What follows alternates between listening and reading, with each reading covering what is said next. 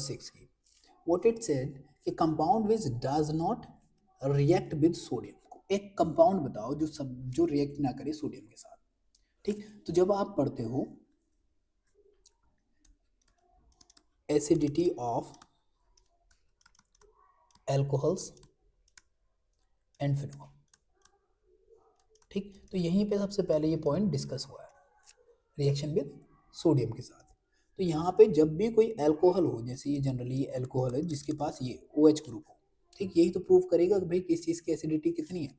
ठीक, तो ये जिसके पास OH ग्रुप हो, तो यहाँ पर जब हम रिएक्शन करवाते थे सोडियम के साथ तो ये रिएक्ट करके देता था ये, ठीक, और साथ में निकलता क्या था, हाइड्रोजन गैस।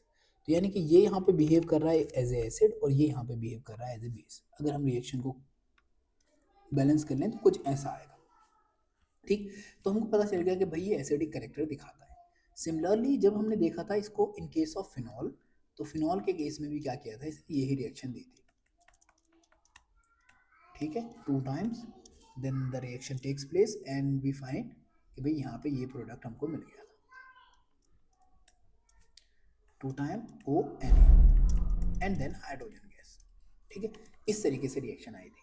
तो दैट प्रूव्स कि भाई जो अल्कोहल्स होते हैं दे आर ऑलवेज रिएक्ट। सो हमको यहाँ पे अल्कोहल भी क्वालिफाई हो गया, ये भी क्वालिफाई हो गया। तो ये आंसर्स हैं, मतलब इसको अगर मैं यहाँ ना लगा के यहाँ लगाता हूँ कि ये भी रिएक्ट करता है और ये सवाल जो है ये सेकेंडरी अल्कोहल है।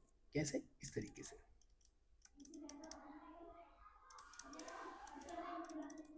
ये सेकेंडरी अल्कोहल है, तो that is also participate in a reaction.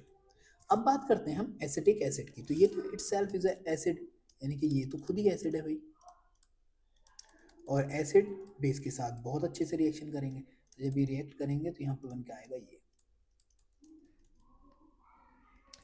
ठीक है, 2 टाइम्स, ये भी 2 टाइम्स आएगा, ये भी 2 टाइम्स आएगा, तो दैट्स वाई बैलेंस्ड, और ये निकल गया। तो ये भी रिएक्शन में पार्टिसिपेट कर रहा है। तो फिर बचा क्या, फिर यही बचा हमारे पास ईथर।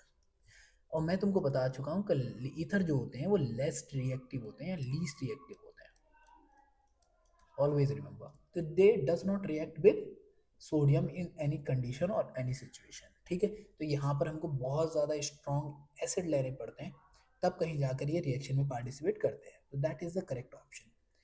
जब भी तुम इसकी कैटेगरी को देखो तो याद रखना कि जब भी हम बात करते हैं ईथर्स की, तो ethers are very less reactive in all of them. अगर रूम टेम्परेचर की बात करें और हम कॉन्सेंट्रेशन को डाइल्यूट जैसा हम लैब के अंदर यूज़ करते हैं ऐसी कंडीशन को रखने की कोशिश करेंगे तो ये रिएक्शन में पार्टिसिपेट करेंगे। ठीक, तो बेसिकली तुमको ये समझना पड़ेगा कि इनकी रिएक्शन के लिए जो सबसे ज़्यादा इंपॉर्टेंट चीज़ है वो ये है कि इनके साथ रिएक्ट कराने के लिए हमको हमेशा हाईएस्ट कंसेंट्रेशन लेनी ही पड़ती है।